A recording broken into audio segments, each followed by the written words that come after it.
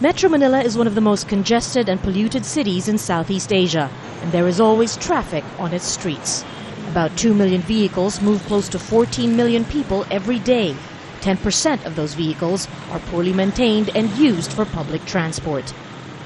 But in the capital's richest area, cleaner and more energy-efficient alternatives are already plying the roads. Local officials first put some 15 electric jeepneys on the streets here 3 years ago, and they can afford to subsidize the ride so it's free for commuters. But 15 e-jeeps only plying the financial district of Makati can barely make a dent in trying to solve the city's transport and pollution problems. Tricycles like this one are the cheapest and most common form of public transport all across the Philippines. They're noisy and they pollute the air. But now even the tricycles are going to get an environmental makeover. For now, there are only 20 e-tricycles being offered to those who are willing to trade in their old fuel-driven units, which are twice more expensive to operate and maintain.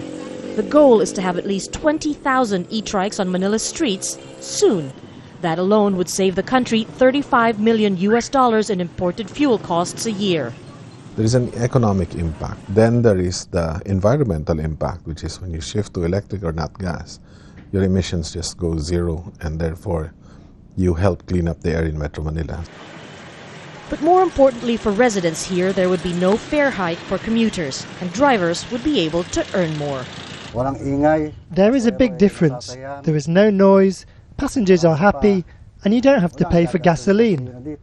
With some fuel-powered jeepneys and tricycles already making their way to the junkyard, the government says buses are next, and it won't stop until all public vehicles are transformed from fuel to electric units, hoping that will lead to the city's transformation too.